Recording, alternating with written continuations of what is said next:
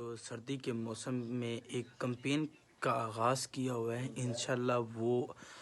باقاعدہ طور پہ ہم 1 جنوری سے آغاز کر رہے ہیں۔ ابھی تک ہمارے پاس کچھ پیسے بھی جمع ہوئے ہیں اور کچھ کمبل بھی جمع ہوئے ہیں، چادریں بھی، سویٹریں بھی، مختلف سردی سے بچنے کے لیے جو چیزیں تھی لوگوں نے ہمیں پرووائڈ کی اور ہم نے جمع کی ہیں۔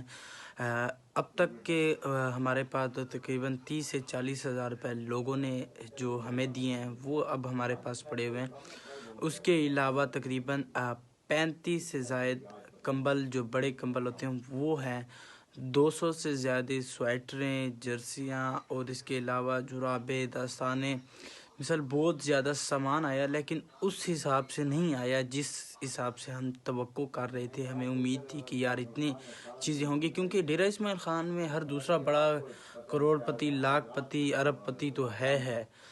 ہر ایم پی اے، ایم این اے اور ہر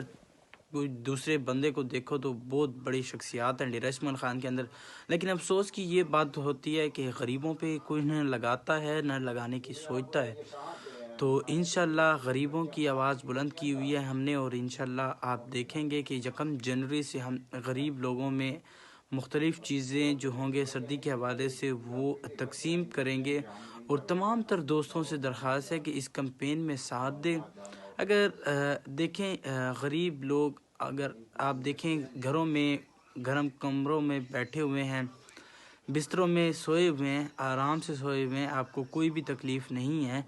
آپ کبھی جائیں وہ خیمہ بستیوں میں جائیں، وہاں پہ دیکھیں کہ وہ کس طرح کے سردی کے ماحول میں ہوتے ہیں۔ بڑے بڑے افسر جو ہوتے ہیں گاڑی میں ہیٹر چلا کر بیٹھے ہوتے ہیں، لیکن پھر بھی ان کو تکلیف ہو رہی ہوتی ہے۔ بڑے بڑے افسران جو ہوتے ہیں اپنے دفتروں کے اندر